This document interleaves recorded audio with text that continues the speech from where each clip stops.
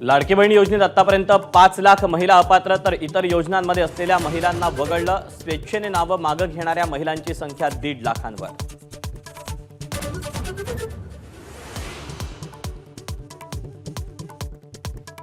महाराष्ट्राची प्रौढ लोकसंख्या 9,54,00,000, मग मतदार 9,70,00,000 कसे? राहुल गांधींचा निवडणूक आयोगाला सवाल। अंतिम मतदार यादी देण्याची केली मागणी।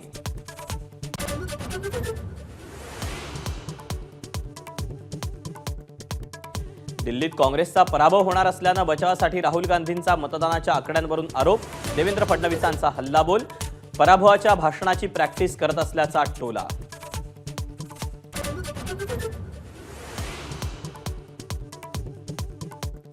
ठाकरेंचे अनेक माजी आमदार आणि खासदार संपर्कात, टप्प्याटप्प्यानं प्रवेश होणार।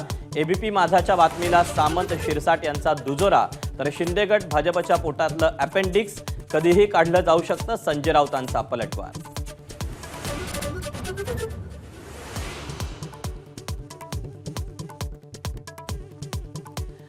आम्ही उद्धव ठाकरेंसोबतच राहणार। ठाकरेंच्या सर्व 9 खासदारांनी पत्रकार परिषद घेऊन दाखवली एकी। बीडमधील घटनांवरून लक्ष हटवण्यासाठी खोटे दावे। अरविंद सावंत यांचा हल्लाबोल।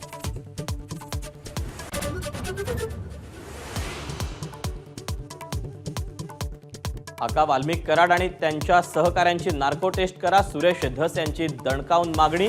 अशोक मोहितेला मारहाण करणारे वाल्मिकच्याच गँगचे असल्याचा आरोप।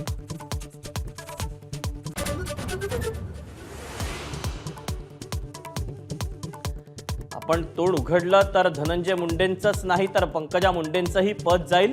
करुणा शर्मांचा हल्लाबोल। दबाव टाकून मुलाला आपल्या विरोधात उभा केल्याचा आरोप।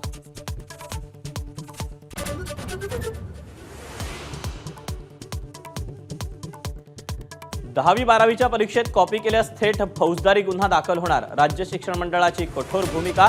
गुन्हा दखलपात्र आणि अजामीनपात्र असेल असाही इशारा।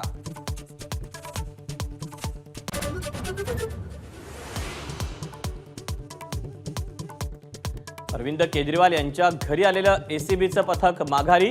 दिल्ली विधानसभा निवडणुकीच्या निकालाच्या तोंडावर एसीबीच्या भूमिकेमुळे राजकीय चर्चांना उधाण।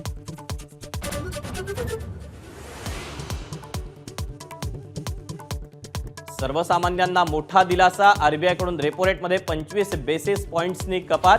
कर्जाचा हप्ता कमी होणार।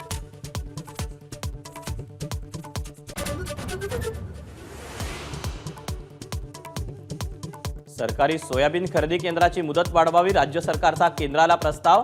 6 फेब्रुवारीपर्यंतची मुदत संपल्यानं शेतकरी हवालदिल।